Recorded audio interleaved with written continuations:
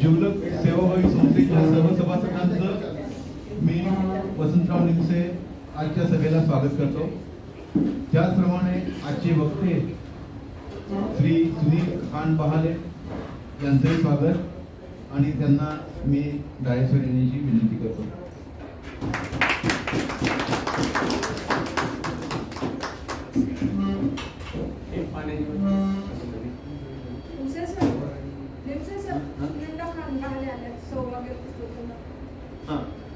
सौभाग्यवती खांडबाले पण आलेले आहेत, त्यांचं पण स्वागत असो.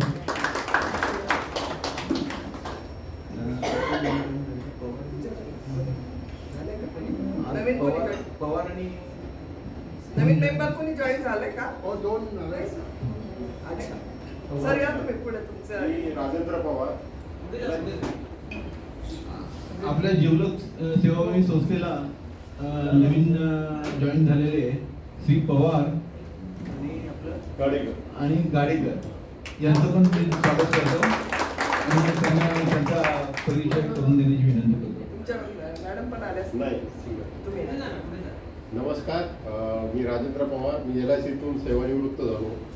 आमचे जुने मित्र BG पवार यांच्याकडनं ग्रुपची माहिती कळाली आणि मग आम्ही म्हटलो की आपण जॉईन करून बघूया, एखादा मीटिंगला जाऊन बघूया. जर आपल्याला वेवलेन जुळत असेल तर आपण कंटिन्यू करूया. म्हणून आज आम्ही इथे उपस्थित आहे. सोबत माझा मित्र आहे गाडेकर. नमस्कार. आता यांनी जे सांगितलं तसं त्याच भावनेने आम्ही इथे आलो आहोत. आज आम्ही बघणार आणि इफ फाउंड ओके आम्ही जॉईन होऊ. थँक्यू. जॉईन व्हावंचला गेला तर तुम्ही आले नाही तर आम्ही ओके नाही असं नाही. आम्हाला करताना बघता तुम्ही त्यांना जॉईन करून घेतलं. आपल्या संस्थेच्या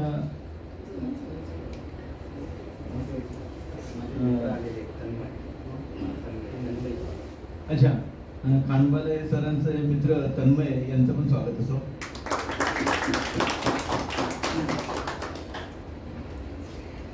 आपल्या संस्थेच्या सभासद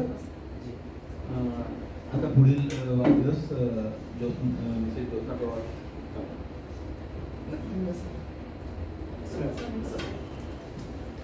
नमस्कार, मी डॉक्टर ज्योत्ना पवार, जिवलग सेवाभावी संस्थेची सचिव. सचिवची ड्युटी असते जन्मदिवस आणि वाढदिवस आणि लग्नाचे वाढदिवस सांगायचे आहे, त्यांचं फेलिसिटेट करायचं. मागची मीटिंग 28 जानेवारी झाली होती. 29 जानेवारीपासून आजपर्यंत एकच वाढदिवस झालेला आहे. 4 फेब्रुवारीला मंजुषा निमसे यांनी त्यांचा वाढदिवस साजरा.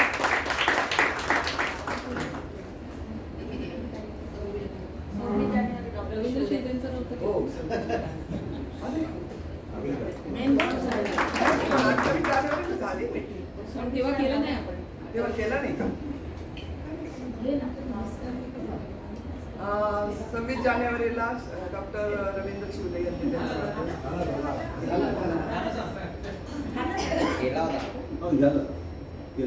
असं मध्ये बोलत.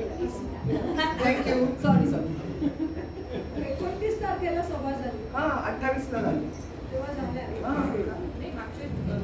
मी डॉक्टर सौ सुनीला सायकरकर यांना विनंती करतो की त्यांनी कृपया वक्त्यांची ओळख करून द्यावी.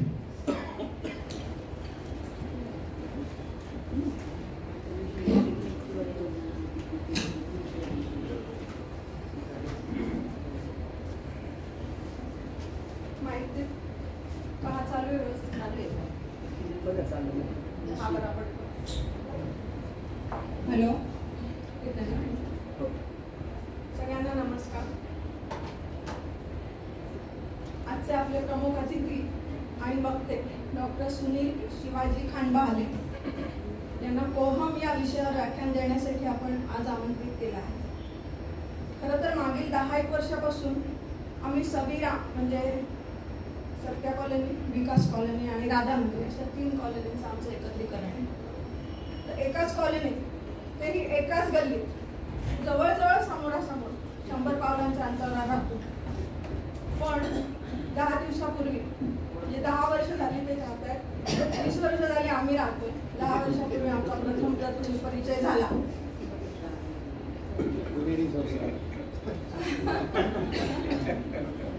पहिल्याच भेटीत अगदी जुनी ओळख असल्यासारखं संभाषण व्हावं. डॉक्टर सायखेडकरांनी त्यांना आपल्या जिवलग संस्थेमध्ये व्याख्यानासाठी निमंत्रण द्यावं, हा एक खरंच योगायोग म्हणायला हवा. डॉक्टर सुनील यांचे विषयी आमचे सविरा कॉलनीचे ग्रुपवर काही माहिती माझ्या वाचनात आली होती.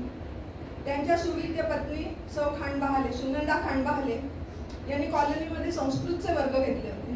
तिथे मी समारोपाला एक दिवस गेले होते. त्या ठिकठिकाणी घेतात संस्कृतचे वर्ग, परंतु इतक्या लहान वयात डॉक्टर सुनील यांच्या कार्याची व्याप्ती इतकी मोठी आणि सर्वदूर असेल याविषयी त्यांचं परिचय पत्र वाचल्यावर मला समजलं. बायोडेटाला मी परिचय पत्र असं नाव दिलं. डॉक्टर सुनील खांडबहाले आता त्यांच्या लहानपणापासूनच्या काही प्रगतीविषयी माहिती देते आणि नंतर त्यांच्या कार्याची माहिती देते. पण त्यांचं कार्य तसं खूप मोठं आहे, पण ते थोडक्यात सांगायला लागेल, कारण त्यांचा विषय सुद्धा इतका चांगला आहे की आपल्याला स्वतःला जाणून घ्यायचंय. त्याच्यात वेळ जाणार आहे आपल्याला जाणण्यात, स्वतःला जाणून घेण्यात, मी कोण आहे हे समजण्यात. आणि त्यांनी असं मला बोलता बोलता सांगितलं की प्रश्नोत्तरांमध्ये जर झालं संभाषण तर मला जास्त बरं वाटेल, पण आपल्याला जर विषयाची माहितीच नाहीये, काही विषय आधी माहीत करून घ्यायला लागेल, मग प्रश्न निर्माण होतील. तर त्यामुळे आपण आधी माहिती करून घेऊ त्यांच्याकडनं, मग प्रश्नोत्तरांचा आपल्या नेहमीप्रमाणे 10-15 मिनिटाचं काय सेशन असेल ते करूया. डॉक्टर सुनील खांडबहाले यांचा जन्म नाशिक जिल्ह्यातील महिरावणी या गावात एका शेतकरी कुटुंबात झाला. अतिशय खडतर परिस्थितीतून शिक्षण घेत घेत एक पदवी संपादन करीत पुढील प्रवास सुरू होता. सर्वप्रथम इन्स्ट्रुमेंटल इंजिनिअरिंग, त्यानंतर post graduate DBM, MBS, PhD scholar, MBA MIT university Boston USA, इतक्या पदव्या त्यांच्या नावावर आहेत. सर पदव्या संपल्यात का अजून आहेत?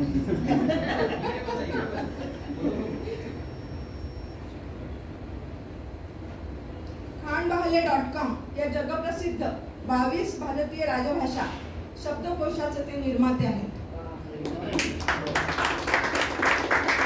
ते सुप्रसिद्ध भारतीय तंत्रज्ञान संशोधक, उद्योजक, अभ्यासक, लेखक आणि प्रतिष्ठित माध्यमांचे स्तंभलेखकही आहेत.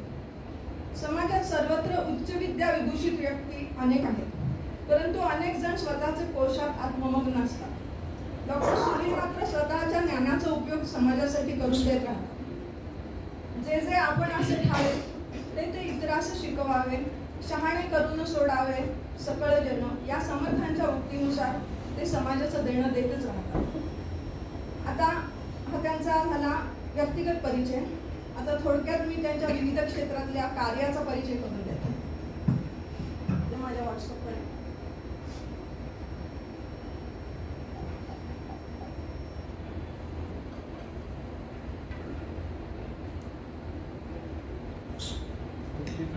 भारतीय 22 अधिकृत राजभाषांचा प्रचार आणि प्रसारार्थ जगातले पहिले भारतीय भाषा डिजिटल शब्दकोश, स्पेलिंग आणि भाषांतर प्लॅटफॉर्म www.khandbahale.com निर्मिती. जगभर 150 दशलक्षाहून अधिक वापरकर्ते आहेत. मला जरा हा माईक चालू करून द्या, सरकवायला लागलेला तोंडाला इथे समोर जरा आवाज नाही, त्यांना हात मोकळा पाहिजे. बटन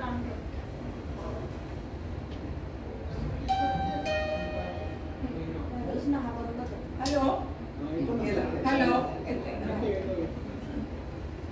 भारतीय शास्त्रीय संगीताच्या प्रचार आणि प्रसारार्थ वेळ आणि ऋतूनुसार 24x7 संगीत तंत्रज्ञान www.समयसंगीत ॲप, 1.5 दशलक्षाहून अधिक नियमित श्रोते आणि मानसिक आरोग्यासाठी संगीत चिकित्सा म्हणून लोकप्रिय. भारतीय कुंभमेळा महोत्सव आणि स्थानिक रोजगार निर्मितीसाठी Kumbhathon, Facebook, Google, Microsoft, Harvard, MIT सह 4500 तंत्रज्ञांच्या सहभागासह एक प्रभावी तंत्रज्ञान उपक्रम, 20हून अधिक स्टार्टअप तयार केले. ग्रंथराज श्री ज्ञानेश्वरीच्या प्रचार आणि प्रसारार्थ ज्ञानेश्वरी रेडिओ, ज्ञानेश्वरी.रेडिओ निर्मिती, दशलक्षाहून अधिक श्रोते.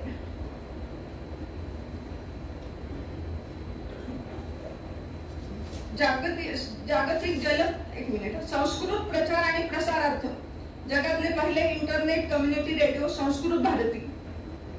निर्मिती, जगभरात 2 दशलक्षाहून अधिक नियमित श्रोते.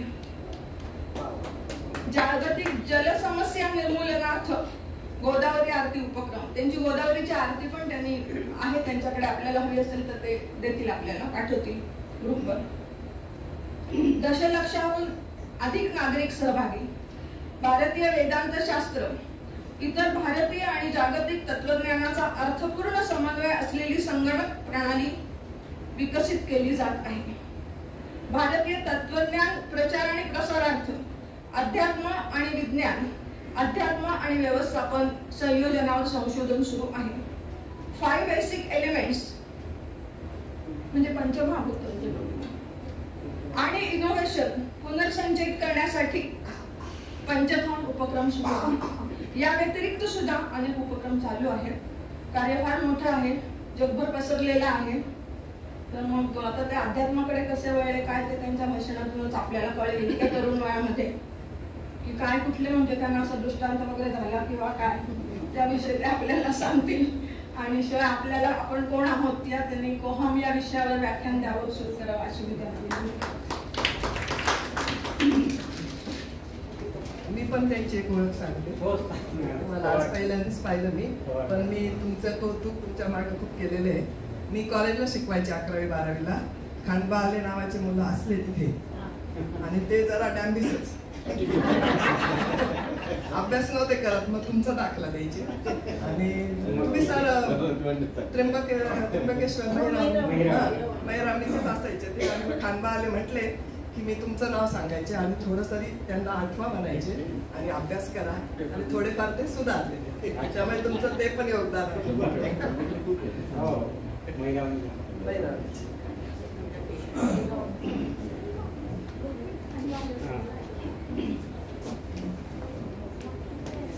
सुनीला आणि इकडे सांगते.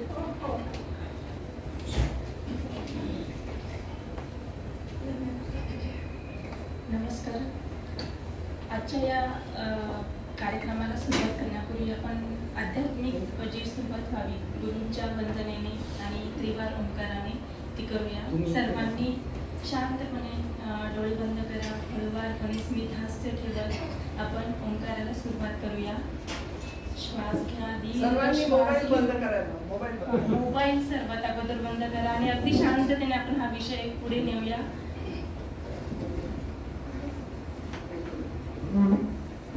डोळे बंद, दीर्घ श्वास घ्यायचा आहे.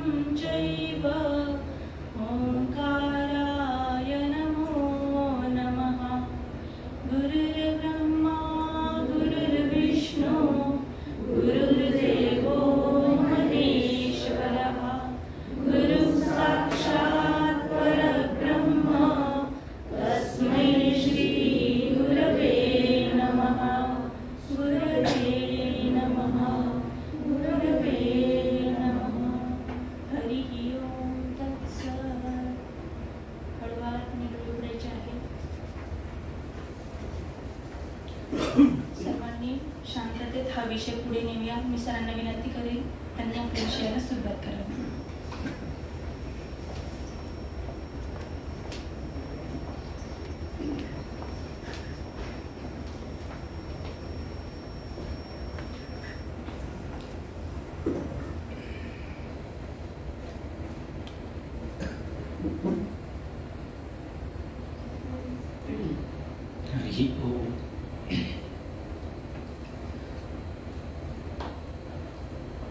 जिवलक सेवा क्लब, सेवाभावी संस्था, जिवलक सेवाभावी संस्था या संस्थेचे अध्यक्ष, सचिव, इतर पदाधिकारी आणि माझे विशेष स्नेही डॉक्टर सौ सुनीला सायखेडकर आणि डॉक्टर श्री सुभाष सायखेडकर यांचे मी आभार प्रथम क्षणी आणि इथे व्यक्त करतो की आपल्या सर्वांमुळे मला आपल्यासोबत एक परस्पर संवाद करण्याची संधी इथे आपण उपलब्ध करून दिली. अतिशय छान सर्व सभासद, हसतमुख आणि खरंच जिवलक या शब्दाला सार्थ करणारे असे आपण सर्व आहात. या विषयाची व्याप्ती फार मोठी आहे. शब्द फार छोटा आहे परंतु व्याप्ती त्याची मोठी आहे. म्हटलं तर कळायला देखील छोटा आहे आणि म्हटलं तर मोठा आहे. मला वाटतं या विषयाची सुरुवात करताना आपल्याकडे आता वेळेची मर्यादा मला आपण सांगू शकता का? म्हणजे किती वेळ आपण मला दिलेला आहे त्यानुसार आपण नियोजन करूया. ठीक आहे, म्हणजे आता बरोबर 6:30 होऊन गेलेत. तर 6:40 ठीक आहे. 7:25 पर्यंत हा विषय. माझा सर्वसाधारण असा अनुभव आहे की या विषयाला बराचसा वेळ लागतो. साधारणतः 6 सेशन हे कमीत कमी लागतात आणि वाढवायचे झाले तर ते किती त्याचा विस्तार होऊ शकतो, परंतु 6 सेशन्स लागतात. आणि जिथे जिथे मला बोलवण्यात आलं तिथे तो विषय नंतर वाढत गेला आणि 4 किंवा 5 किंवा 6 असे सेशन तिथे झालेले आहेत. एक अल्पपरिचय या विषयाचा होतो, एक प्रस्तावना त्या विषयाची मांडली जाते. तरी देखील माझा असा प्रयत्न असेल की कारण काय आपल्या सर्वांची उपलब्धता आणि माझी देखील बँडविड्थ एकंदरीत विचार करता या सेशनमध्ये आपली एक प्रस्तावना किंवा कमीत कमी त्या विषयाला स्पर्श आपण करूया. सर्वप्रथम मला ऐकायला आवडेल आपल्याकडनं की कोहम, मी कोण, आणि त्यानंतर डॉक्टर सौ सायखेडकर यांनी दिलेला जो काही परिचय फारच त्यांनी उंची वरती नेऊन ठेवली, त्यामुळे आपल्या अपेक्षा जास्त असाव्यात तसं काही नाही आहे.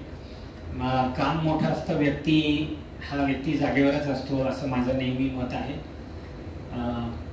तर मला हे जाणून घ्यायचं आपल्याकडनं एक प्रातिनिधिक स्वरूपात. आपण 4-5 3-4 कोणी मंडळींनी उठून सांगितलं की हा विषय ज्यावेळी आपल्या कानावर पडला किंवा आपण इथे आला तर साधारणतः आपल्या मनात काय विचार पहिल्यांदा आला किंवा काय आता आहे, अपेक्षा काय आहेत किंवा कुठले प्रश्न मनामध्ये आहेत, जेणेकरून आपण एक कनेक्ट झालो की मग पुढे हा विषय नेता येईल.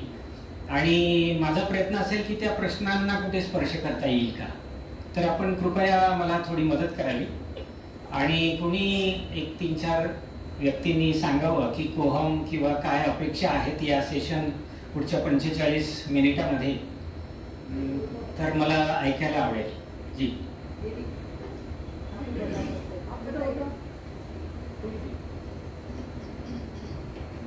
कोहम ये शब्द, ये जो है शब्द आज से नहीं, प्राचीन समय से मनुष्य यही जानना चाहता है कि मैं कौन हूँ. और उसकी खोज में ऋषि मुनि न जाने कहाँ ढूंढते रहे हैं, सोचते रहे कि कहाँ.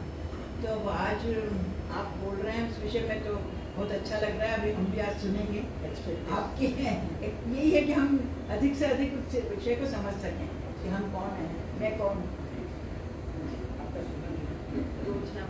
कोच नंबर जी जी बहुत बहुत शुक्रिया। आणि मला तुमच्या स्लाईडवरचं चित्र खूप आवडलं. आपल्याला सगळ्यांना माहिती आहे की रोधाव जो शिल्पकार होता त्याचं द थिंकर नावाचं शिल्प आहे आणि नुसतं आपल्या संस्कृतीत नाही सगळीकडे हू ॲम आय हा प्रश्न येतो. आणि रोधावनं ज्यावेळी शिल्प काढलं द थिंकर तर त्यावेळी त्याच्या मनात असं होतं की माणूस सोडून जे इतर गोष्टी आहेत म्हणजे ॲनिमल्स आहेत किंवा ऑब्जेक्ट्स आहेत तर त्यांना हा प्रश्न असतो. उदाहरणार्थ टेबल तयार झाला तर टेबलला माहिती आहे की आपला उपयोग काय आहे पण माणसाला मात्र माहिती आहे की आपल्या आयुष्याचा पर्पज काय आणि मग त्याच्या पुढचा प्रश्न त्यातून निघतो की मी कोण आहे. पण फक्त इतर संस्कृतीत आपल्यामध्ये हा फरक आहे की कोहम हा प्रश्न सगळ्यांनी विचारला पण आपण त्याला उत्तर सुद्धा दिलं की सोहम. तो मला वाटतं खूप मोठा फरक आहे.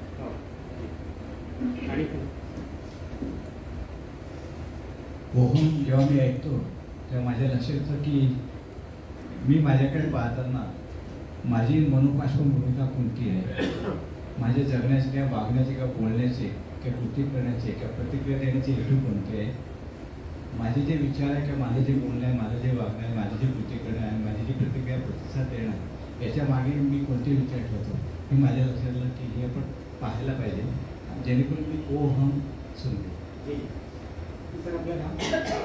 प्रमोद महाजन मोठा ना आपण आपली अपेक्षा काय आहे किंवा काय प्रश्न म्हणा. मी कोण म्हणजे आता या प्रश्नाचं उत्तर अगदी सोपं आहे. मी म्हणजे हे शरीर रवींद्र शिवदे.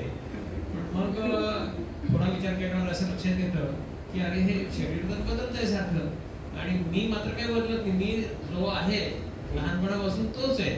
मग मी म्हणजे हे शरीर कसं असू शकेल असे परत प्रश्न निर्माण होतात आणि त्याच्यापासूनच मग पुढे या इन्क्वायरीला सुरुवात होते. धन्यवाद. आणि कोणाला बघा किती उत्सुकता आहे सगळी. मला आनंद वाटला.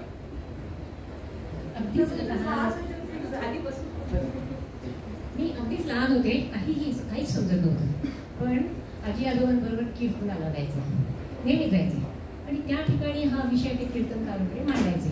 काहीतरी संस्कार मनामध्ये होत राहिला.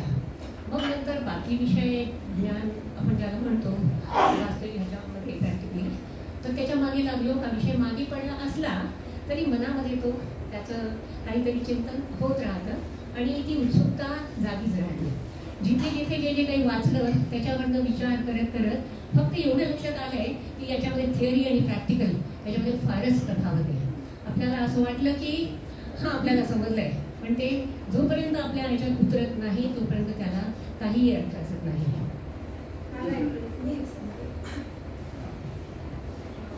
कोण आहे हा प्रश्न प्रत्येकाला पडणं म्हणजे त्यात काही वावगं नाहीये.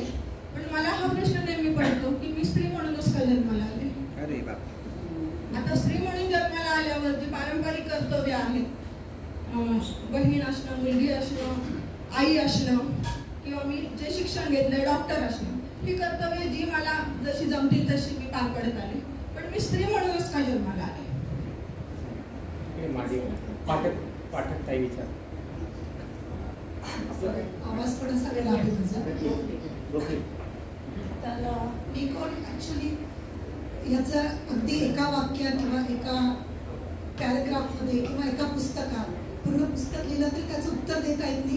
कारण drawing on the lines of Vipassana by Goenka त्याचे मी 6-7 कोर्सेस केलेले आहेत. I am regular Vipassana meditator. तर every minute every second I am a different person. त्यामुळे आय कांट से की आज मी अशी आहे किंवा ह्या मिनिटाला अशी आहे.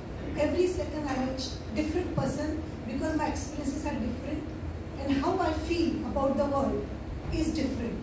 And how do I know about it? I know about it from my body, how my body reacts to it. Those fine sensations in my body, if I'm aware of them, they give a different representation every minute, every second, every nanosecond. So I really cannot say permanently who I am. Impermanently I can say, oh, at the moment I'm talking to you, that's it. After 5 minutes I don't know who I am. Okay, thank you very much. Thank you so much. जी मॅडमने सांगितलं त्यावरून मला असं वाटतं की I am means empty and meaningless.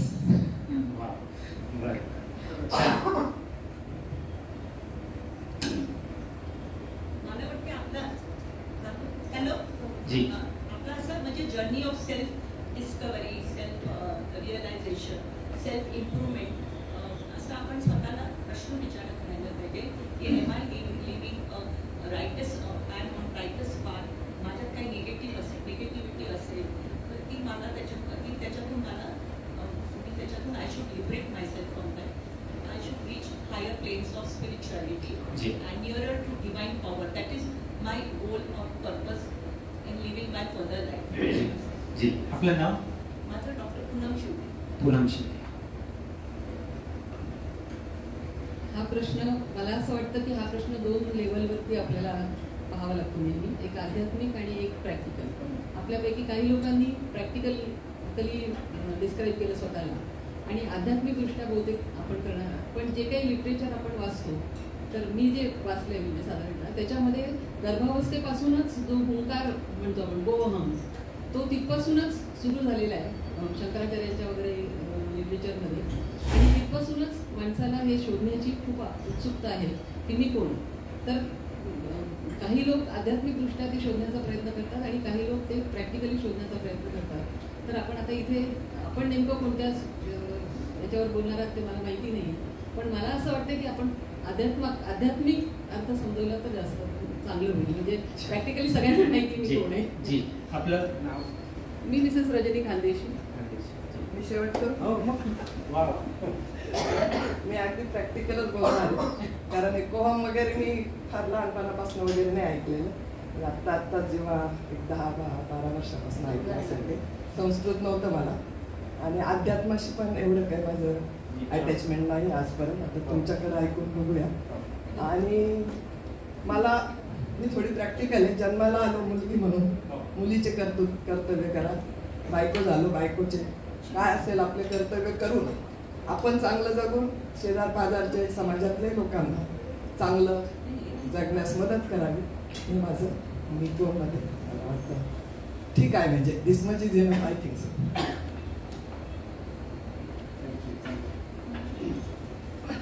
सगळ्यांचे खूप आभार. I am so happy. This is the right audience की ही उत्सुकता जी आहे आणि ह्या उत्सुकतेलाच अध्यात्मामध्ये मुमुक्षुत्व असं म्हणतात. मुमुक्षुत्व म्हणजे मोक्षाची तीव्र इच्छा असणारा जो साधक त्याला मुमुक्षु म्हणतात आणि त्याची जी तीव्र इच्छा आहे त्याला मुमुक्षुत्व असं म्हणतात. तर मला इथे आपल्या सर्वांचे प्रश्न हा माझ्या स्वार्थाचा आणि माझ्या रिसर्चचा भाग आहे म्हणून मी आपला जरा वेळ घेतला आणि आपल्याला त्रास दिला.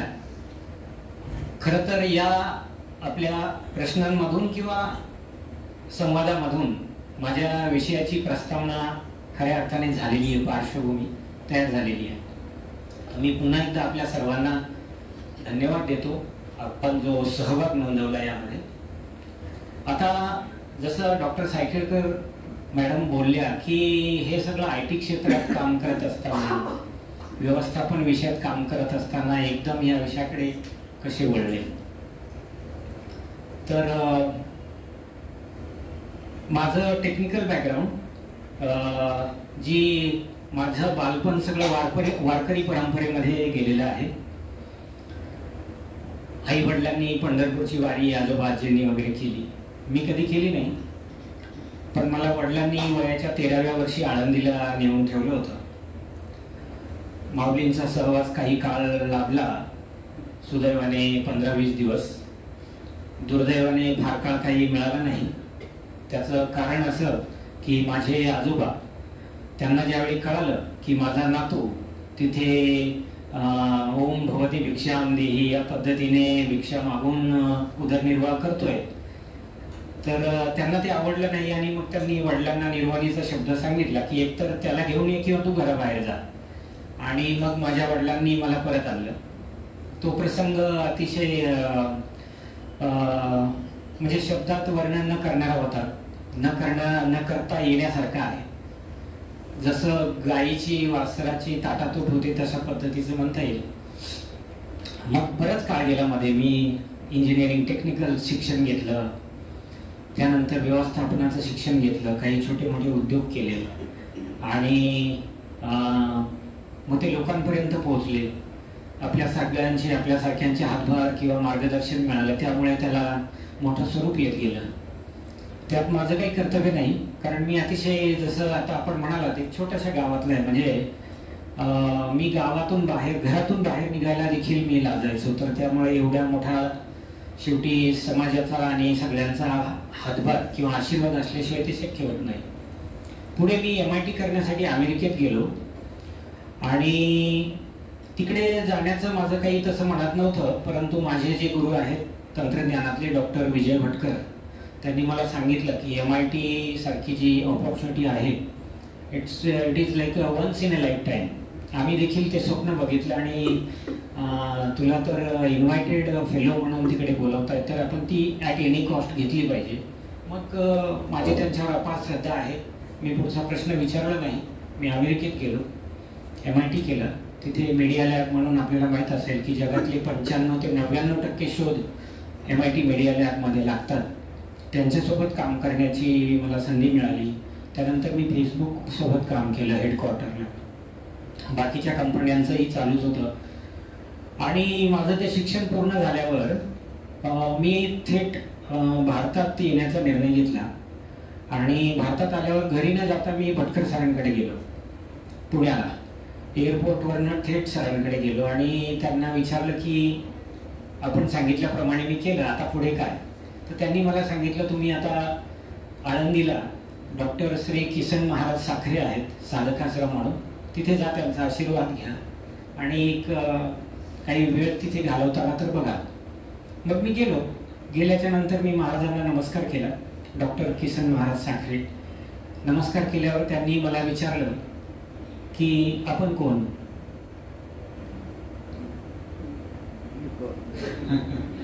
आणि मी सांगितलं मी एक सॉफ्टवेअर इंजिनियर आहे, अभियंता. बरं. ते म्हणे अभियंता हे तर तुम्ही शिक्षणाने वगैरे झाला असणार, पण तुम्ही कोण? तर मी थोडं थांबलो आणि मी म्हटलं, जसं आता शिवदे सरांनी सांगितलं तसं म्हटलं मी सुनील. म्हणजे सुनील हे तर तुमच्या आईवडिलांनी तुम्हाला दिलेलं नाव आहे, पण तुम्ही कोण? आणि मी एकदम थांबलो, स्तब्ध झालो, कारण मला यापूर्वी असं क्रॉस क्वेश्चन किंवा असा डीप क्वेश्चन कोणी केला नव्हता. आणि मला असं वाटलं की ज्या अर्थी इतका थोर महात्मा आपल्याला प्रश्न विचारतोय तर त्याचं उत्तर देखील तितकंच गहन असलं पाहिजे. म्हणून मी त्यांना शरण गेलो आणि सांगितलं की इथे माझी बुद्धी खंडित झाली, मला इथपर्यंतच माहिती आहे की मी कोण, आपणच सांगण्याची कृपा करा. आणि तिथून पुढे माझं जवळजवळ 6 महिने आमचा वार्तालाप झाला. अनेक प्रश्न उत्तर, शिष्य गुरु, गुरु शिष्य परंपरेप्रमाणे. आणि पुढेही तो चालला वर्षभर. आजही तो सतत होतोय मागच्या 6-7 वर्षापासून. आणि हे करत असताना जेव्हा एका ठराविक ठिकाणी येऊन मी पोचल्याच्या नंतर मला महाराजांनी सांगितलं की हा विषय तुम्ही आता जगासमोर न्यावा. आणि म्हणून मग तो एक मी आज्ञा शिरोधार्य मानून यावरती अभ्यास करताना माझ्या असं लक्षात आलं, जसं आता ताईंनी सांगितलं की थिअरी आणि प्रॅक्टिकल. त्याचनंतर आता मी एक टेक्निकल स्टुडंट आहे, व्यवस्थापनाचे धडे घेतलेले आहेत, चांगल्या संस्थेत शिकलो आहे. अनेक प्रोजेक्ट्स करताना कॉर्पोरेट बरोबर काम करताना मला जे जाणवलं, आणि तिथे असं लक्षात आलं की अनेक यामध्ये संभ्रमावस्था फार आहे, संभ्रम फार आहे. आणि त्याची अनालॉजी डिस्कस करत असताना किंवा त्याचा ॲनालिटिकल स्टडी करत असताना सगळं माझ्या लक्षात आलं की बघा, एक आपण 10 वर्षापूर्वीचा जर विचार केला तर आपल्याला जर कुठे प्रवास करायचा असेल त्यावेळी गुगल मॅप्स, म्हणजे प्री गुगल मॅप्स आपण म्हणूया, जर कोणाला प्रवासाला जायचं असेल, नाशिकमधून समजा काशीला जायचं, काशीतून अयोध्येला जायचं, अयोध्येतून दिल्ली आणि कलकत्ता करून नाशिकला यायचं आहे, तर आपला बराचसा म्हणजे जवळजवळ 50 ते 60% वेळ जो आहे तो लोकांना दिशा विचारण्यात आपला जात होता. आणि जात असताना जर आपण कुठे चुकलो तर बराचसा किलोमीटर किंवा काही तास किंवा काही दिवस असे, आणि सरतेशेवटी आपण ज्यावेळी घरी यायचो तर त्यावेळी आपल्याला तितकंसं समाधान प्रवासाचं असेलच असं काही गरजेचं नव्हतं. परंतु जेव्हा टेक्नॉलॉजी विकसित झाली, गुगल मॅप्स किंवा इतर मॅप्स जे आहेत प्रचलित झाले, त्यावेळी आपल्या असं लक्षात येईल की अगदी निरक्षर माणूस ज्याचं लिखाण झालेलं नाहीये, शाळेत गेलेला नाहीये, तो देखील मॅप्स गाडीमध्ये कारमध्ये लावून कुणालाही न विचारता संपूर्ण प्रवास करून येतो. अतिशय सुखाने करतो, कोणाला विचारण्याची गरज नाही. त्याचा 100% वेळ प्रवासात जातो. आणि एवढंच नाही तर तो कुठून निघाला आहे, त्याला कुठे जायचं आहे, किती वेळ लागेल, आपल्या आजूबाजूला काय आहे, अजून मला 2 तास मिळाले तर मी शेजारी पाजारी काही एक्सप्लोअर करू शकतो का, एखादा गड किल्ला बघू शकतो का, असं करत करत घरी येतो. आणि घरी आल्याच्या नंतर त्याला संपूर्ण समाधान त्या प्रवासाचं असतं आणि तो इतरांबरोबर शेअर करतो. हा तुमचा माझा सगळ्यांचा अनुभव आहे. This is the power of technology. आता आपण हे पर्यटनाबद्दल बोललो किंवा तीर्थाटनाबद्दल बोललो. जसं आपण एक प्रवासी आहोत या प्रवासामध्ये, तसंच अध्यात्म हा देखील एक प्रवास आहे. आणि या प्रवासामध्ये हा प्रवासी त्या प्री गुगल मॅप सारखा हरवून बसलेला आज देखील आहे. म्हणजे त्याला हे माहित नाही की मी कुठून सुरुवात केली आहे. प्रत्येक जणाची पातळी काहीतरी आहे, प्रत्येकाचा अधिकार आहे. त्या अधिकारानुसार त्याने सुरुवात केलेली असते प्रवासाला. पुण्याचा असेल तर पुण्याहून सुरुवात करतो, नाशिकचा असेल तर नाशिकहून सुरुवात करतो. तसा कोणी अधिकारी जो आहे या प्रवासामध्ये तो वेगळ्या पातळीवर आहे, त्या पातळीतून तो प्रवास करतो. परंतु त्याला नेमकं माहित नाहीये की त्याची ती पातळी सुरू झाली कुठून, मागून तो कुठपर्यंत आलाय, पुढे कुठे जायचंय, आपल्या आजूबाजूला कोण आहे, मार्गदर्शक कोणी आहे की नाही. मग अशा वेळी जसं आपण प्रवासामध्ये वेळ घालवतो, याला विचार त्याला विचार, आणि बऱ्याचदा आपल्याला कात्रजचा घाट दाखवणारे अनेक असतात प्रवासामध्ये देखील, तसं या प्रवासात देखील होताना आपल्याला जाणवत आहे. आपल्याला माहिती आहे की मोठे मोठे थोर धर्मगुरू किंवा सोकॉल सांप्रदायिक लोक जे आहेत, आणि मग आपण या नात्याने किंवा गोष्टीने ओढलं जातो. आणि ओढल्यामुळे नंतर लक्षात येईल की नाही, आपला प्रवास चुकला, आपला मार्ग चुकला, आणि आपण पुन्हा मागे जातो. कारण या मार्गामध्ये स्वतःच्या शोधाचा जो मार्ग आहे किंवा माणूस त्याला प्रवृत्त होतो, त्याच्या मागे कारण असं आहे की तो काहीतरी अडचणीत असतो किंवा सुखदुःखात काहीतरी प्रसंग घडतो म्हणून तो शोध घेत असतो. आणि अशा वेळी जेव्हा तो मार्ग चुकतो तर त्याची फ्रस्ट्रेशन लेवल जी आहे ती फार मोठ्या प्रमाणात, आणि मग तो इकडे वळेलच असं नाही, किंबहुना त्याचा दुराग्रह तिरस्कार तो करताना दिसतो.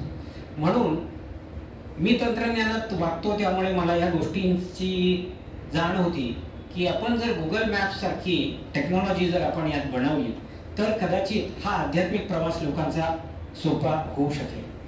आणि गेली 5-6 वर्षापासून डॉक्टर विजय भटकर, माझे गुरुवर्य श्री किसन महाराज साखरे आणि मी आणि आमची काही टीम आहे, तर आम्ही स्पिरिच्युअलिटी मॅप्स बनवतोय. जसं गुगल मॅप्स आहे तसं स्पिरिच्युअलिटी मॅप्स बनवण्याच्या मार्गात आहोत, जेणेकरून तुम्हाला ते तुमच्या फोनवर काही दिवसांनी येईल ते ॲप्स. तर आपल्याला काही प्रश्न किंवा काही AI किंवा या सगळ्यांची मदत होऊन आपण कुठे आहोत हे आपल्याला कळेल. त्याच्यानंतर आपल्या आजूबाजूला काय आहे आणि आपल्याला काय साधनं उपलब्ध आहे, किती अंतर जायचं आहे, कुठे गेल्यावर आपण थांबणार आहोत, डेस्टिनी काय आहे, सोर्स काय आहे, असा काहीसा आपल्याला तिथे आपली ज्या काही प्रश्नांची उकल जी आहे तिथे निश्चित झालेली असेल, असा हा प्रयत्न आहे. आणि यामागे विजन जी आहे ती माझे गुरुवर्य आणि तंत्रज्ञानातले जे गुरु आहेत त्या सर्वांची आहे. मी आपला एक त्याच्यातला जसा एक ओझं ओढणारा बैल असतो तशी माझी भूमिका आहे. आणि मला वाटतं आज मी आपल्या समोर जे दाखवणार आहे तर आमचे जवळजवळ असे हजारो मॅप्स तयार झालेले आहेत, प्रक्रिया आहेत. माणसाला वाटतं की आपल्याला अमुक एखाद्या गोष्टीमध्ये आनंद मिळतो. उदाहरणार्थ आपण एखाद्या मित्राला किंवा आपल्या मुलाला किंवा बहिणीला किंवा आईला बघितले तर आनंद वाटतो. कुणाला वाटतं मी गाडी घेतली तर आनंद वाटतो, कुणाला घर घेतल्यावर. परंतु जसं आता सरांनी सांगितलं की तो आनंद तसा टिकून राहत नाही, तेवढा पुरता असतो, परंतु नंतर तो आनंद राहत नाही. तर आनंदाची जी ही प्रक्रिया आहे, परमानंदाची प्रक्रिया काय, तर त्या अशा वेगवेगळ्या प्रक्रिया आहेत. आता मी जे 4-5 वर्ष किंवा काळाचा विचार आपण न करता बोलूयात की जे मी आळंदीला शिकलो, महाराजांनी मला जे काही सांगितलं तर त्यामध्ये या सगळ्या प्रक्रिया सांगितल्या. जसं आपण बघतो की टेक्नॉलॉजीमध्ये किंवा इंजिनिअरिंगमध्ये तंत्रज्ञान व्यवस्थापन यामध्ये फ्रेमवर्क्स असतात, प्रोसेसेस असतात, त्याचे काही फ्लोज किंवा फ्रेमवर्क किंवा मॉडेल्स असतात, ते आपण फॉलो करतो, त्याचं इंटिग्रेशन करतो आणि त्याला अप्लाय करतो. तसंच अध्यात्मामध्ये तुम्ही आम्ही जर कुठलाही ग्रंथ, समजा ज्ञानेश्वरी असेल, भगवद्गीता असेल, आता आपल्याला ते सहज उपलब्ध असल्यामुळे ते तुम्ही आम्ही कोणी बाजारातून घेऊन येतो आणि आपण वाचायला बसतो, स्वतःच्या बुद्धीने आपण त्याचे अर्थ लावायला जातो. परंतु त्या आधी जर आपण त्या प्रक्रिया समजून घेतल्या तर त्या ग्रंथामध्ये किंवा त्या विषयामध्ये आपला प्रवेश चांगला होतो. जसं कोणी ॲडव्होकेट असेल आता इथे, किंवा आपण डॉक्टर आहात, मेडिकल सेक्टरमधली बरीचशी लोक आहेत, तर मला सुद्धा डॉक्टर म्हणजे मेडिकलची पुस्तक मार्केटमध्ये अवेलेबल आहेत, किंवा विधी म्हणजे आपल्या न्यायालयीन पुस्तकं अवेलेबल आहेत. मी ते वाचू शकेल, माझ्या ज्ञानासाठी थोडंसं ज्ञान मी मिळू शकेल. म्हणून मला केस लढवण्याचा किंवा कुणावर ऑपरेशन करण्याचा अधिकार प्राप्त होत नाही. त्यासाठी मला त्या प्रक्रिया ABCD पासून समजून घेतल्या पाहिजे. तसंच अध्यात्म हा विषय आपल्याला वाटतो किंवा आपण जसा घेतो तितका तो सौम्य नाही आहे. सिरियसली त्याच्यावरती अभ्यास करण्यासारखी ती गोष्ट आहे. आणि म्हणून त्यातल्या प्रक्रिया, तर त्यांना प्रक्रिया ग्रंथ म्हणतात. उदाहरणार्थ आमच्या साखरे महाराजांनी किंवा साखरे परंपरेने जे ग्रंथ समाजाला दिले त्यापैकी पहिला ग्रंथ आहे विचारसागर. तर हा विचारसागर, आणि दुसरा आहे वृत्ती प्रभाकर. त्यानंतर इतरही बरेच ग्रंथ आहे, विचार चंद्रोदय आहे किंवा आणखीन पंचदशी सारखे ग्रंथ आहेत. तर हे प्रक्रिया ग्रंथ आहेत, म्हणजे आपल्याला प्रोसेसेस सांगतात, त्याच्यातल्या प्रक्रिया कळवतात. आणि ह्या प्रक्रिया आपण ज्यावेळी ग्रंथ एखादा घेतो, की आता उदाहरणार्थ अवघाची संसार सुखाचा करीना असं म्हटलं की आपल्याला वाटतं माऊली असं काय म्हणतात की अवघाची संसार सुखाचा करीना म्हणजे काय. परंतु ज्यावेळी कळतं त्यामध्ये एक प्रक्रिया आहे की जे अध्यस्त पदार्थ असतात त्यांची निवृत्ती ही अधिष्ठान रूप असते. म्हणजे हे थोडं ऐकायला जड जाईल, परंतु जी गोष्ट आहे ज्यातून तयार होते ती त्यामध्येच विलीन होते. हा त्याचं मूळ, म्हणजे जे पंचमहाभूतातून तयार होईल, समजा पाण्यापासून जो काही पदार्थ तयार होईल त्याची शेवटी जी काही निवृत्ती म्हणजे त्याचा जो काही विलय होतो, लय होतो, तो त्या पाण्यातच होतो, त्या तत्वातच होतो, असा त्याचा अर्थ आहे. अधिष्ठान म्हणजे त्याचं फाउंडेशन. जसं माती आहे, मातीपासून आपण मडकं बनवलं समजा आणि तो फोडला तर त्याची मातीच होते. तर हे थोडक्यात मी सांगितलं, त्याचं फार डीप थिंकिंग आहे. पण हे आपल्याला कधी कळेल जर आपण प्रक्रिया माहीत असतील तर. नाहीतर अवघाची संसार म्हटलं की आपल्याला सगळं हे घरदार प्रपंच सगळा आणि तो कुठे सुखाचा होतोय वगैरे असे स्वतःचे प्रश्न, आणि मग आपण स्वतःच त्याचे काहीतरी अर्थ लावतो आणि मग ती सगळं त्यातनं गैरसमज किंवा ह्या सगळ्या जेवढा आपला प्रवास सुखाचा व्हायचा तर तो त्यामध्ये संभ्रम निर्माण होतो. तर असे हजारो मॅप्स बनवलेत आहे आणि त्या मॅप्समध्ये त्याचं इंटिग्रेशनचं काम आता चालू आहे. त्यापैकी हा जो मॅप आता मी आपल्या समोर दाखवणार आहे हा त्यातला फार टायनी पार्ट आहे. म्हणजे आय वुड से की 0.01% जे आज आपण बघणार आहोत साधारणतः, तो त्यातला संपूर्ण यातला भाग आहे, त्या अनंतातला. असो, विषयाची सुरुवात आपली झाली आहे आणि घड्याळ माझ्या समोर आहे. कोहम अर्थात मी कोण हा प्रश्न तुम्हाला सर्वांनाच, आणि तो अनादी काळाचा प्रश्न आहे आणि आजही तो आणि पुढेही पडत राहणार आहे कुठल्या ना कुठल्या आयुष्याच्या टप्प्यावर, कधी सुखात असताना कधी दुःखात असताना. परंतु होतं काय की आपण त्या प्रश्नाचा विचार न करता किंवा त्याचा अभ्यास न करता आपण इतर बाह्य पदार्थ जे त्यांचा अभ्यास करतो. उदाहरणार्थ मी 4-6 वर्ष इंजिनिअरिंग वरती अभ्यास केला. मी त्यासाठी माझा वेळ पैसा खर्च सगळा दिला. पुढे मॅनेजमेंट शिकण्यासाठी मी इकडेही शिकलो, परदेशातही शिकलो, त्यासाठी मी वेळ दिला. आपण सर्वही सगळ्या विषयांचा अभ्यास करतात, कोणत्या कला शिकतात, कोणी चित्रकार असेल, कोणी संगीतकार असेल. परंतु हा जो मूलभूत प्रश्न आहे मी कोण, कारण तो शिकणारा कोण आहे, या प्रश्नाचं जर उत्तर मिळालं आपल्याला तर काय होणार आहे की आपण आपलं खरं स्वरूप जे आहे ते काय आहे ते आपण ओळखू. आणि त्याची मदत आपल्याला अशी होईल की आपल्याला जर आपलं खरं स्वरूप कळालं की मी कोण आहे तर आपलंच नाही तर आपल्याबरोबर इतरांचं देखील जीवन जे आहे ते सुसह्य आणि सुखाचं होऊ शकतं.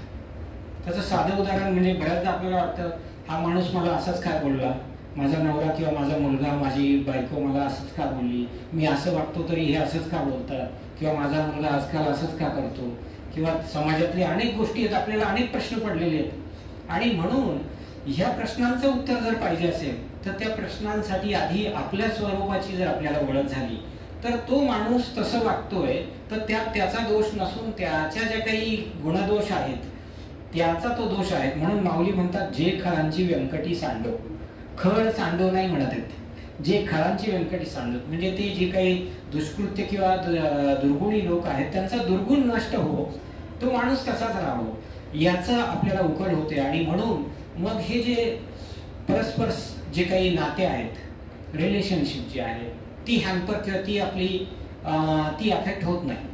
कारण आपण त्या व्यक्तीला दोष न देता तो तसा जो वागतो आहे त्या प्रसंगाने, तर त्या प्रसंगात काय काय घडलंय आणि त्याच्यामध्ये आपण जे आता बघणार आहोत त्यानुसार काय केमिस्ट्री किंवा फिजिक्स किंवा बायोलॉजिकल चेंज झालेले आहेत मेडिकल लँग्वेजमध्ये किंवा आध्यात्मिक भाषेमध्ये त्यांच्या पंचतत्वांमध्ये काय बदल झालेले आहेत त्याला ते प्रतिसाद देत आहेत म्हणून तो व्यक्ती तसा वागतोय. अर्थात तो व्यक्ती तसा नाहीये हे आपल्या सुद्धा लक्षात येईल की लहानपणापासून मोठा झालेला माझा 40 वर्षाचा मुलगा मी बघितलाय, तो असा कधीच बोलला नव्हता, आज बोलला. पण आपण तेवढंच घेतो, ते मागचं 39 वर्षाचं आणि ते काय 364 दिवसांचं विसरून जातो, पण तेवढ्या त्या क्षणाचं लक्षात ठेवतो. म्हणून ह्या गोष्टी बेसिक फंडामेंटल्स मला वाटतं क्लिअर जर झाल्या तर जे काही माऊलींनी आता विश्वात्मके दिवे आपण हे जे काही प्रसाधन मागितले ते खऱ्या अर्थाने आणि आपल्या स्वतःपासूनच ते सुरू होईल. तर अधिक वेळ न घालवता मी आपल्याला आता त्या विषयाच्या मार्गाने पुढे जातो. आपल्याला आवाज येतो याच्यावरती? ठीक आहे. समोर बघा मी कोण हा प्रश्न निर्माण झालाय. तिथे सरांनी सांगितल्याप्रमाणे थिंकर किंवा थिंकिंग मॅन असा दाखवलेला आहे. अनादी प्रश्न आहे, त्याला 2 बाजू आहेत. म्हणजे 2 बाजू असे आहेत, इकडे आपल्याला आहे अशी बाजू दिसते आणि दुसऱ्या बाजूला तुम्हाला दिसेल की नाही अशी बाजू आहे. म्हणजे इथे जर बघितलं तर ही नाही अशी बाजू आहे. तर आहे आणि नाही हा फरक फार महत्वाचा आहे इथे. म्हणजे प्रश्न समजून घेताना स्ट्रॅटेजिकली ज्यांनी व्यवस्थापनाचा विषय केला असेल किंवा मेडिकल कुठल्याही फील्ड घ्या तर त्यामध्ये असं असतं की कुठलीही गोष्ट समजून घेताना जी आहे त्यापेक्षा जी नाही आहे ती समजून घेणं जास्त गरजेचं. आणि हे नाही नाही म्हणता शेवटी जे शिल्लक राहतं ते आहे हे तत्व राहतं. आणि ही स्ट्रॅटेजी आहे. म्हणजे व्यवस्थापनातले थोर तत्वज्ञ आहेत त्यांनी देखील ही स्ट्रॅटेजी एलिमिनेशन स्ट्रॅटेजी म्हणतात याला, ती वापरलेली आहे. जी मी इथे उभं राहू का? नाही ठीक आहे हा ठीक आपण चालू. हो ठीक आहे. हे तिकडं नाही का? नाही असू द्या काय हरकत नाही, मागे पुढे होईल. तर ही एलिमिनेशन स्ट्रॅटेजी आहे.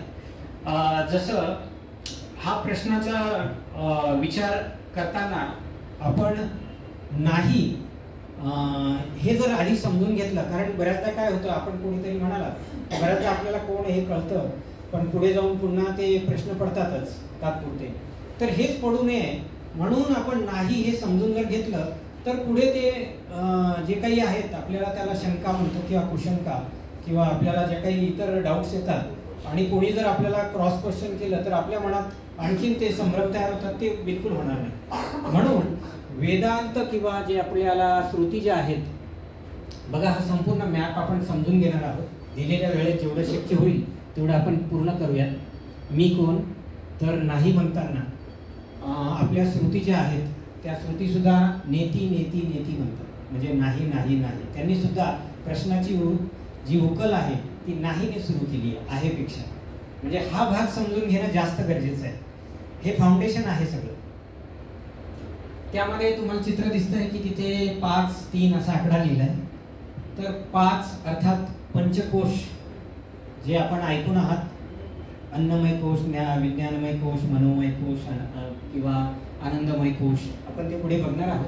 तर ते 5 कोश आपण नाही आहोत हे दर्शवण्यासाठी आहे.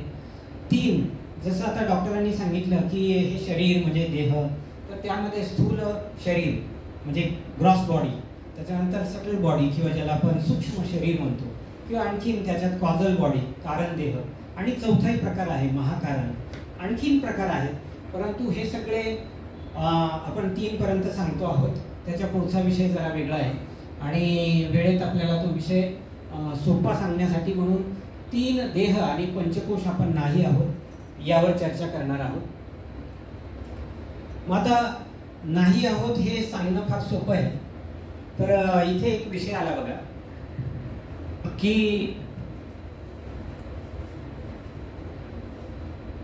गौडपादाचार्य जे श्रीमदाद्य शंकराचार्यांचे आद्यगुरु राहिले, त्यांनी सांगितलं की जगत नाहीच, म्हणजे हे जग झालंच नाही, जगत नाही, तिथे जाऊ नका, अजून तो पुढचा टप्पा आहे. जगत झालंच नाही, याला म्हणतात अजातवाद. अजातवाद म्हणजे जगताचा जन्मच झालेला नाही, ना तुम्ही आहेत ना मी आहे, ना श्रीमदाद्य शंकराचार्य आहेत किंवा ना त्यांचे गुरु आहेत, असा तो वाद आहे की ज्यामध्ये काही नाहीच आहे याचा विचार झालाय. आणि हे परम सत्य आहे. म्हणजे आपल्याही वाचनात असेल की हे जगत नाहीये, आणि मग पुढे विचार येतो की जर जगत झालंच नाही, अजातवाद आहे, तर तुम्ही सांगितल्याप्रमाणे व्यावहारिक पातळीवरती आपण तर सगळं दिसतं आहे आपल्याला जग. तुम्ही मी चर्चा करतोय, आता मी आपल्याशी बोलतोय, आपण मला ऐकता आहात, आपण आताच नाश्ता घेतला वगैरे वगैरे, आणि सगळं व्यवहार तर होतोय. मग याची संगती कशी लागायची? तर मग श्रीमदाद्य शंकराचार्य जे आहेत म्हणजे त्यांचे शिष्य, त्यांनी त्याच्यावरती एक युक्ती काढली. ती युक्ती अशी आहे की लोक म्हणतात ना जग आहे, तर ठीक आहे, आपण थोडा वेळ समजूयात की जग आहे, ते म्हणतायत ना, तर आपण त्यांचा मताचा काय करूयात, अंगीकार करूया, स्वीकार करूया की okay, let us agree that world is there किंवा द युनिव्हर्स इज देअर, जग आहे, परंतु ते मिथ्या आहे. म्हणजे त्यांनी काय सांगितलं, जगत आहे हे तुम्ही म्हणता ते बरोबर आहे, असं आम्ही मान्य करतो, परंतु आम्ही असं म्हणतो की ते मिथ्या आहे. मिथ्या म्हणजे काय? खोट आहे, खोट आहे, इट इज ऑल इल्युजन. हा, मग याने काय होईल, तर याला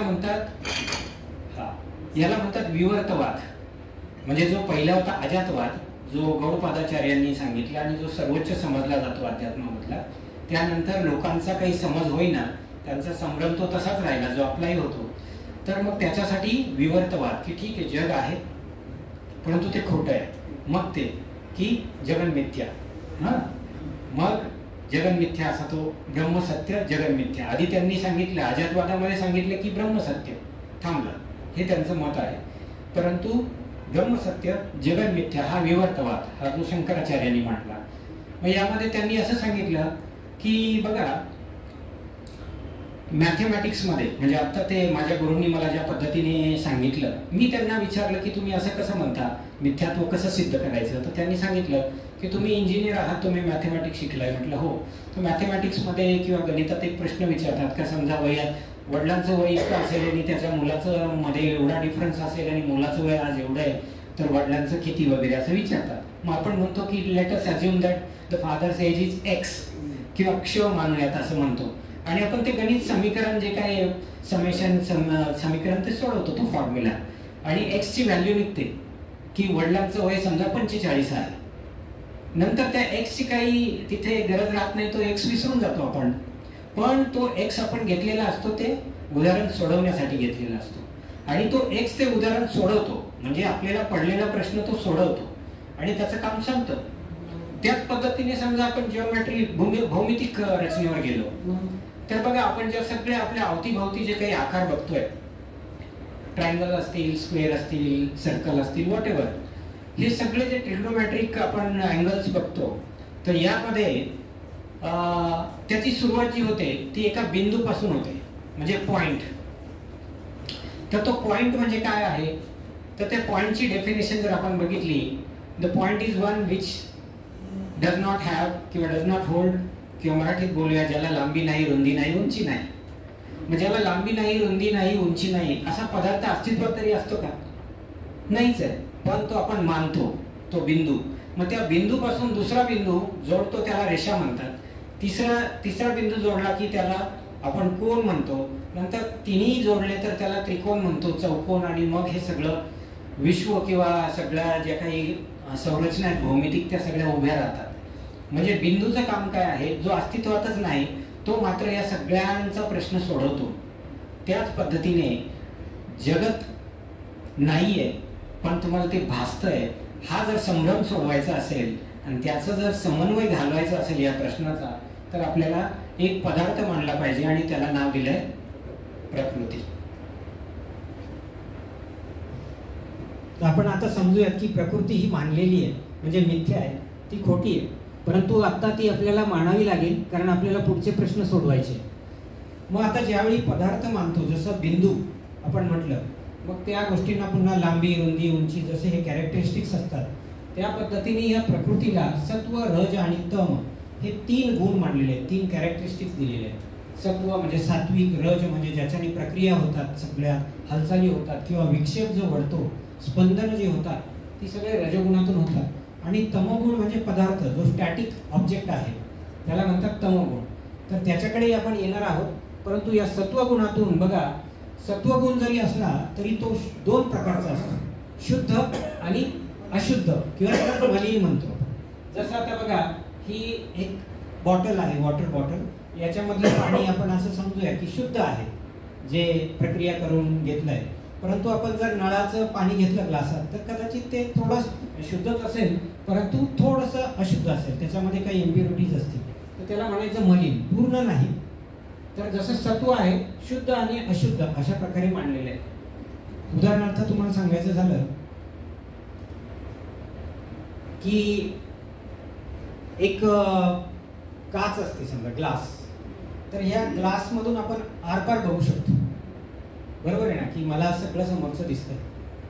परंतु त्याला जर मागणं कोट दिला मर्क्युरीचा, तर आपल्याला मागचं काही दिसत नाही, आपणच आपल्याला दिसतो आणि त्याच्या मागे काय आपल्याला दिसत नाही, नाही का. तर glass is a part of silicon, म्हणजे मातीचाच भाग येतो, परंतु purest form of soil is a glass. जसं आता आपल्याला ह्या भिंतीच्या पलीकडे काय माहीत नाही, परंतु ती 100% इम्प्युअर आहे किंवा त्याच्यात इम्प्युरिटी आहे, वॉट एव्हर 99, 70, म्हणून आपल्याला दिसत नाही. बट अदरवाईज जर ग्लास असेल, 100% प्युअर असेल, तर आपल्याला समोर काय आहे तसं ते दिसेल. तसं ही शुद्ध आणि मलिन परंतु सत्वगुण प्रकृती आहे. आणि झालंय काय पुढे, की या शुद्ध सत्वगुण प्रकृती आहे, तिला माया असा शब्द दिलाय.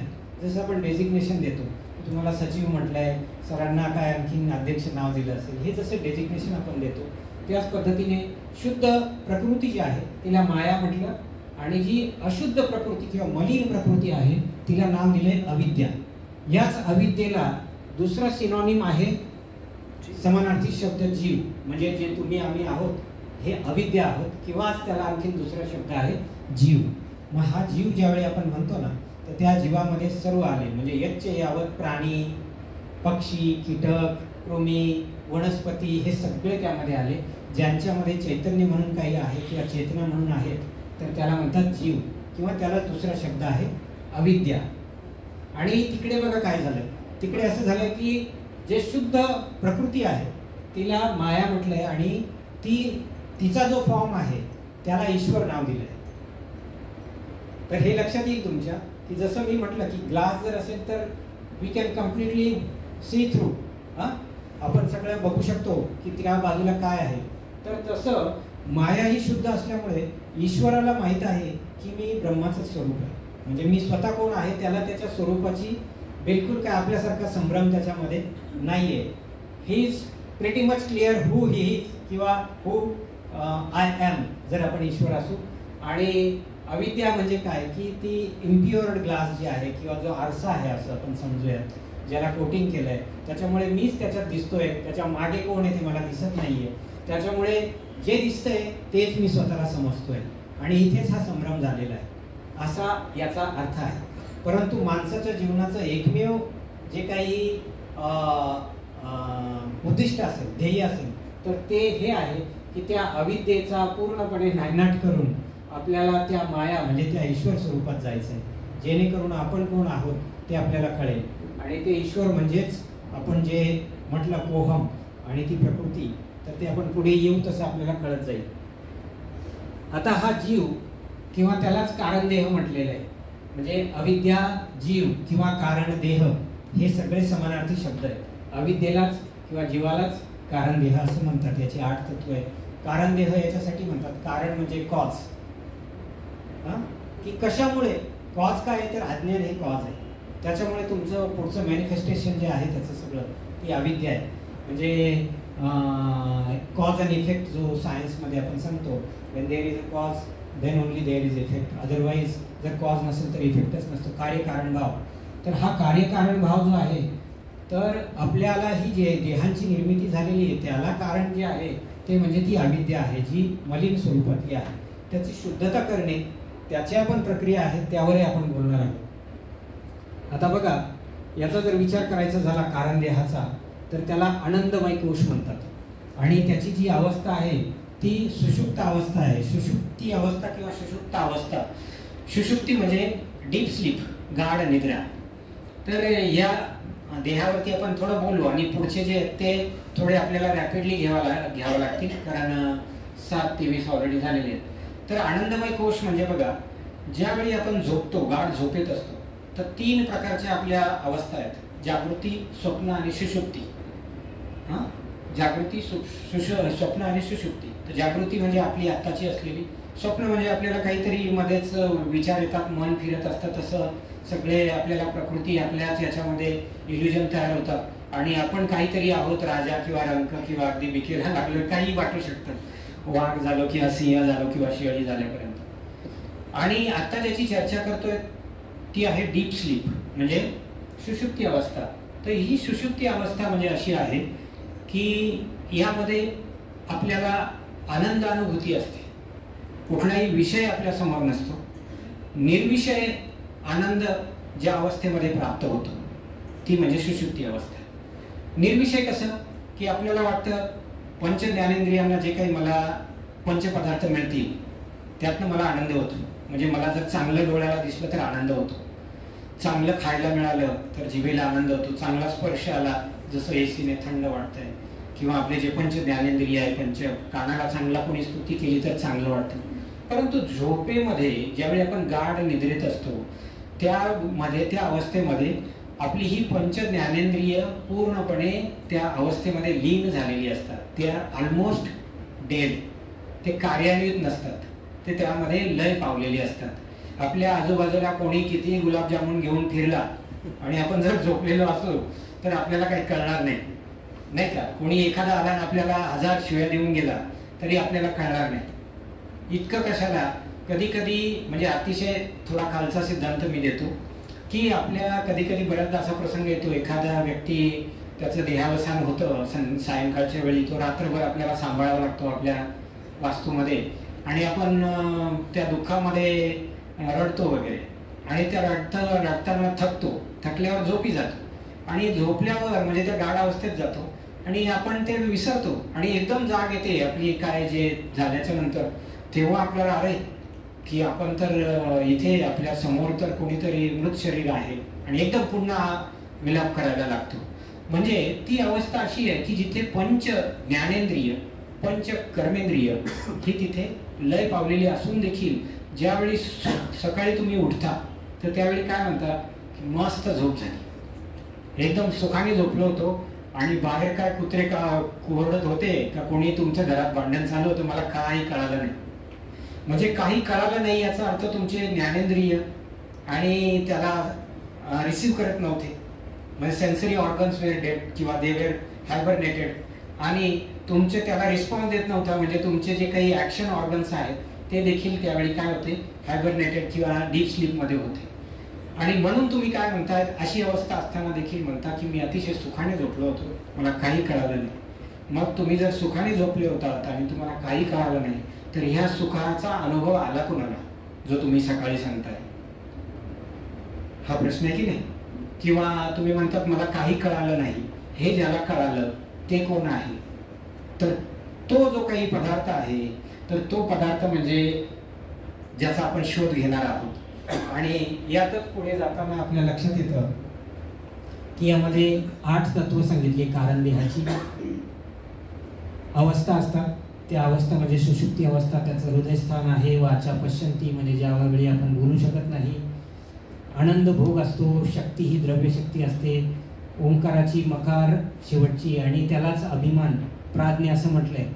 म्हणजे जो आत्मा आहे किंवा जो या सगळ्यांचा अनुभव घेतो असतो त्याला प्राज्ञ असं नाव दिलंय. जसं आपण नाव ठेवतो, मला कोणीतरी सुनील नाव ठेवलंय, घरी मला आई समजा काही बेटा म्हणत असेल किंवा आणखीन वडील बाबा म्हणजे मुलगा बाबा म्हणत असेल, ही जशी डेजिग्नेशन असतात तसं प्राज्ञ हे नाव दिलंय. तर ही 8 तत्व ही कारण देहाची. आणि मग पुढे काय होतं आपण ही बघितली बघा. आणि हे सत्वगुणाचा सगळा चॅनल आपण बघितला विस्तार. आता पुढे आपण तमोगुणात जर गेलो, आता इथे एक सांगावंसं वाटेल मला की हे जे आपण कारण देहाचे हे सगळे 8 तत्व बघितले, तर एक लक्षात येईल की ही जे सगळं सांगितलेली ही 8 तत्व म्हणजे कारण देह जर असेल तर आपण हे नाही आहोत हे निश्चित होतं. कारण झोपेतून आपण जागा होतो आणि सत्य तेच आहे जे कधीच बदलत नाही, which is eternal, which never change, which is very constant, नाही का. आणि जर ते बदलत असेल, त्याच्यात अनित्यता असेल, म्हणजे जे नित्य नसेल, जर नित्य नसेल तर ते सत्य नाहीये. जे अनित्य आहे तर ते खोटं आहे.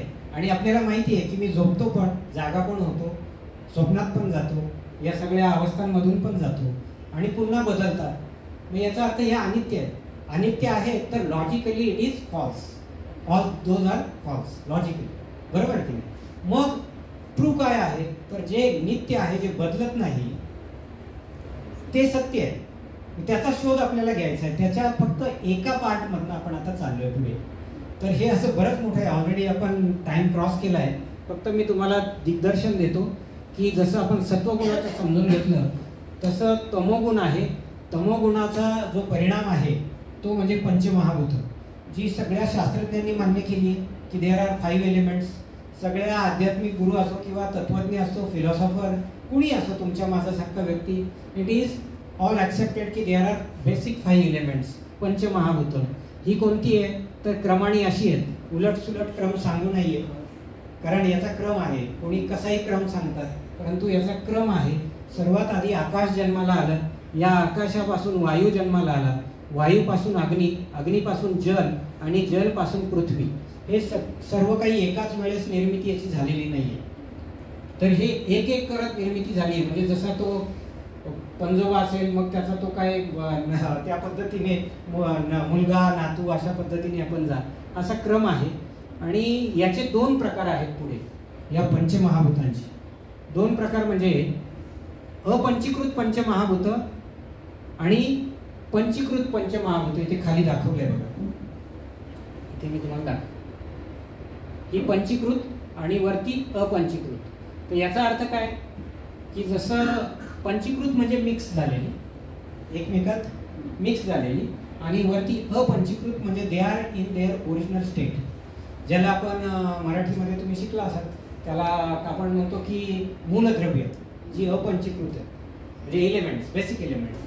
आणि पंचीकृत म्हणजे काय की संयुग, 2 एलिमेंट्स एकत्र होतात किंवा 2पेक्षा अधिक होतात, तर त्याला आपण संयुग म्हणतो. जे कॉम्पोनंट्स असतात तर ते आहेत. जसं आपण चहा करतो, चहा करताना आपल्या पुढे जे काही पदार्थ आहेत, समजा पावडर असेल, दूध असेल, पाणी असेल, साखर असेल, तर हे ज्यावेळी सेपरेट असतील तर त्यांना आपण अपंचीकृत म्हणूयात. They are not mixed with each other.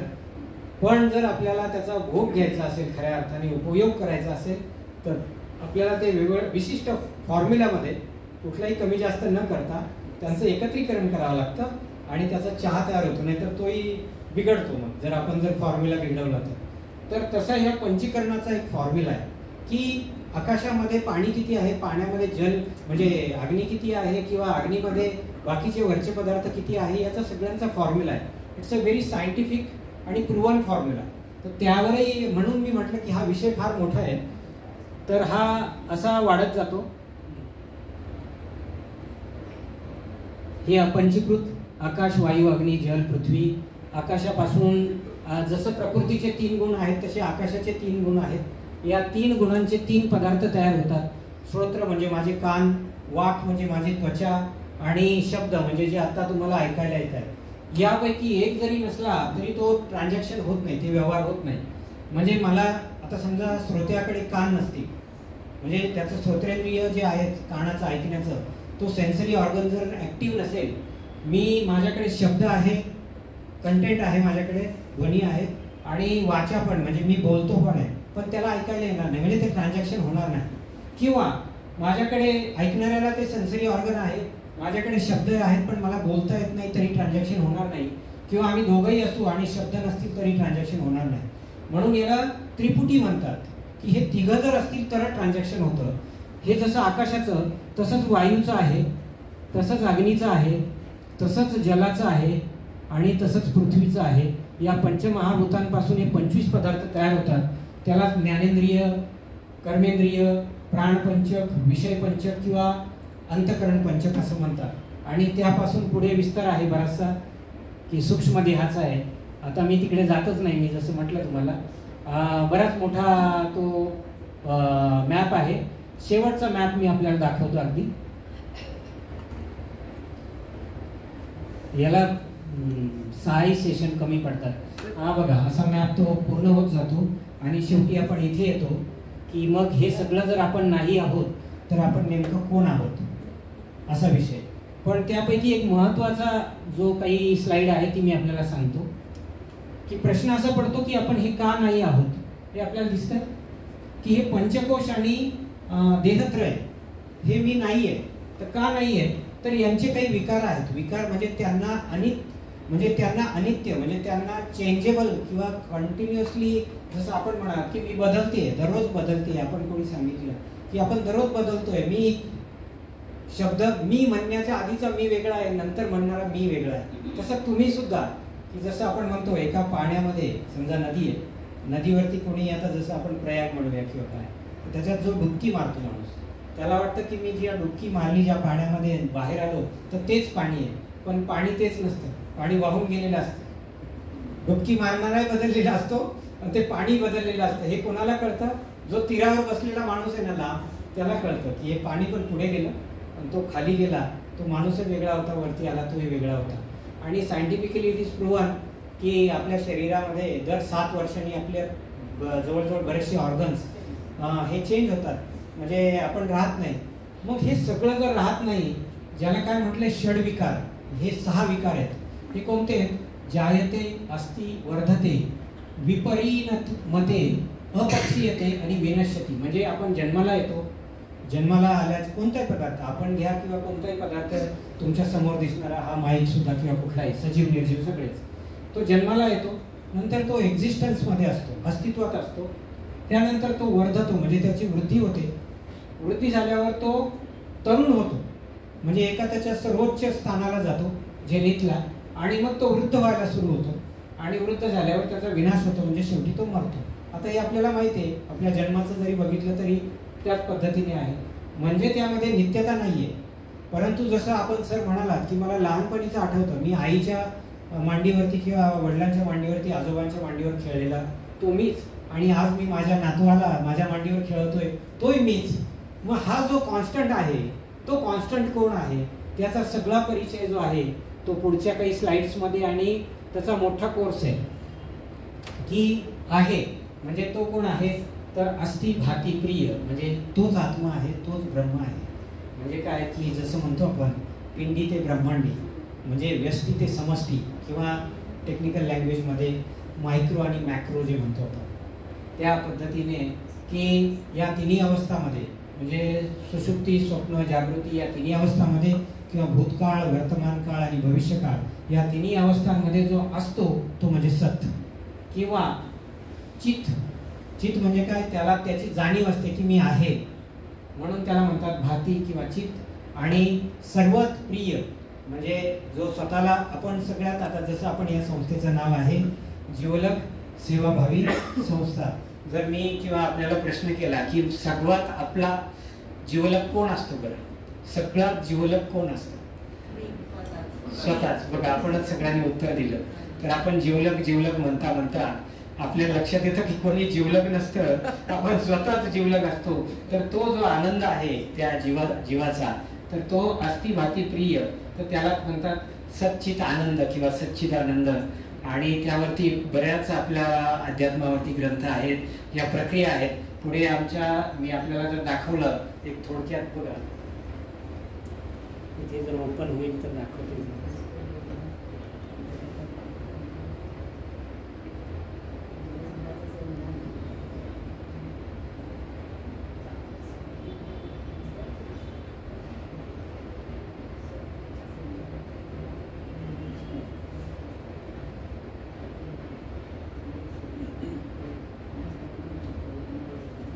हे दिसतंय आपल्याला अध्यात्म प्रवेश. तर मी कोण तिथून सुरुवात होते, अध्यात्म प्रवेशात सुरुवात होती आपली, ज्यावेळी ती आहे. आता आपण ही सगळी नाही बाजू बघितली, ती अशी एकदम मॅरेथॉन सारखी बघितली ती तशी बघायची नसते, पण आपण बघितली, बरंचसं आपल्याला जाण आहे. आणि मग सुरुवात होतं की मी कोण आहे, मग तर ती अध्यात्म प्रवेश, गेटवे टू स्पिरिच्युअलिटी. मग त्यामध्ये बघा आपल्या लक्षात इथे येईल की एक विद्येची 18 प्रस्थाने म्हणजे 18 प्रस्थानत्रयी आहेत त्याच्यामध्ये 4 उपवेद, 4 वेद, पूर्वमीमांसा, उत्तरमीमांसा, 6 वेदांग आहेत वेगवेगळ्या प्रकारची. त्याच्यानंतर धर्मशास्त्र आहेत. पुढे आपल्याकडे त्यामध्ये 9 भारतीय दर्शनशास्त्र आहेत. या दर्शनशास्त्रामध्ये 3 जी आहेत ती नास्तिक म्हणजे चार्वाक, जैन आणि बौद्ध त्यांचा सगळा विस्तार आहे. त्यानंतर 6 आस्तिक आहेत. यामध्ये सांख्य, त्याच्यानंतर योग जे पतंजल मुनींनी सांगितलं ते, त्यानंतर न्याय दर्शन आहे, त्यानंतर बरेचसे बघा आता मला सुद्धा तो मॅप मिळेल. तर असा तो मॅप जो आहे तुमच्या समोर असे हजारो मॅप्स आहेत. आणि याचा जो प्रवास आहे जसा अधिकारी असेल ऐकणारा आणि सांगणाऱ्याचं कौशल्य म्हणा किंवा त्याला जो मिळालेला गुरुप्रसाद आहे, कौशल्य म्हणण्यापेक्षा गुरुप्रसादाचीच गोष्ट असते, त्यानुसार त्यात कमी अधिक वेळ लागू शकतो. परंतु आपल्याला याला वॉक थ्रू जरी करायचं असलं, जस्ट एक त्याचा ॲट अ ग्लान्स आपल्याला व्ह्यू घ्यायचा असला तरी एक साधारणतः वर्षभराचा वेळ यामध्ये निघून जातो. आणि which is I think worth giving, कारण आपण बाकीच्या डिग्र्या करण्यामध्ये 4-4, 6-6 वर्ष घालवतोच. तर आपल्याला स्वतःच्या शोधासाठी एखादा वर्ष 6 महिने जर असं डीप थिंकिंग करता आलं, त्यामध्ये अधिकार आहेत की कोणाला फक्त तत्वमसी किंवा अहम ब्रह्मास्मी म्हटलं तरी गुरुकृपा होते. काहींना थोडं आणखीन व्याख्यान द्यावं लागतं, काही विषय समजावं लागतात. प्रत्येकाच्या अधिकारानुसार तो किती दिल्लीच्या किती जवळ गेला आहे तितकी त्याला ती दिल्ली लवकर मिळेल. काहींनी जर अगदी कन्याकुमारीपासून सुरुवात केली असेल तर त्याला मात्र भरपूर प्रवास करावा लागेल. तर असं आपण सगळ्या वेगवेगळ्या वाटेवर असतो, असा हा विषय. तर जिवलग सेवाभावी संस्था, तर आपण सांगितलं की जगातला सगळ्यात जिवलग जर कोणी असेल प्रत्येकासाठी हा स्वतःच असतो, दुसरा कोणी नसतो. यावर माझ्याच गुरूंनी मला सांगितलेली गोष्ट मी आपल्याला सांगतो आणि आपली रजा घेतो, माझ्या वाणीला विश्रांती घेतो. की एक असाच माझ्यासारखा गृहस्थ जो थोडा वैमनस्यात असतो, थोडासा दुःखी कष्टी झालेला असतो आणि म्हणून तो फोन उघडतो आणि मित्राला फोन लावतो. तर मित्र फोन उचलतो आणि तो काही सांगायचं त्यातच तो म्हणतो की मी तुला जरा वेळाने कॉल करतो, मी जरा मीटिंगमध्ये. मग तो दुसऱ्या मित्राला लावतो, तोही बिझी असतो कुठेतरी एका पार्टीमध्ये त्याच्या मुलाच्या वगैरे.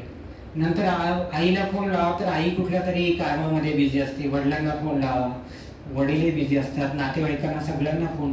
शेवटी असं करता करता त्याची डायरी जी यादी संपून जाते, ज्यांना फोन लावायचा असतो की ज्यांच्याकडनं थोडासा मदत मिळेल, मला काहीतरी आसरा मिळेल असा त्यांचा एक अपेक्षेने तो फोन लावतो.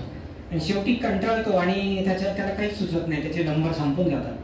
म्हणून मग त्याच अवस्थेमध्ये तो स्वतःलाच फोन लावतो.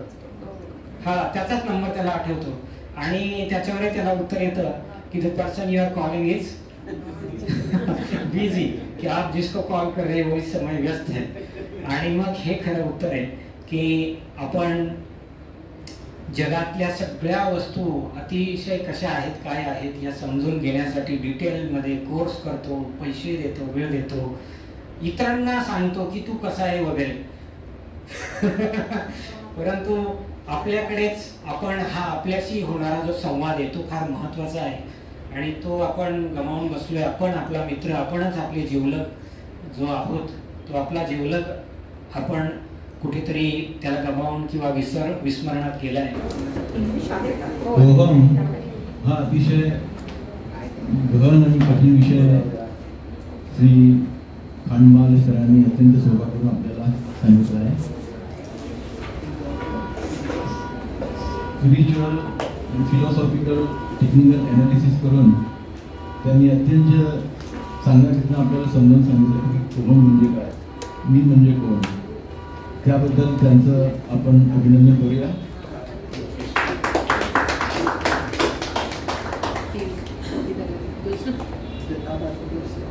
आणि आभार प्रदर्शन करण्यासाठी मी श्री पवार सरांना आमंत्रित करतो.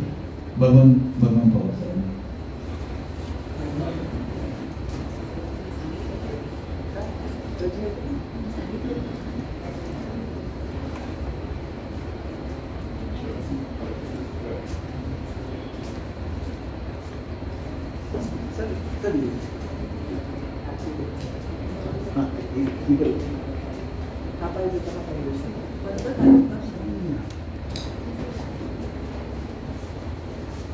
बंधू आणि भगिनींनो, आपण 1-1.5 तासापासून ऐकायचंच काम करत आहात. मी जास्त आपल्याला ऐकवणार नाही.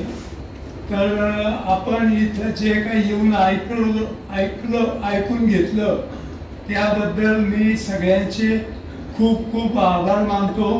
आणि संस्थेने इतकं सुंदर लेक्चर आजच्या दिवसासाठी अरेंज केलं त्याबद्दल संस्थेचे मी खूप आभार मानतो. कारण विषय इतका सोपा नाही आहे, विषय मोठा अवघड आहे आणि हे सगळं समजून घ्यायला बराच वेळ आपल्याला लागणार आहे.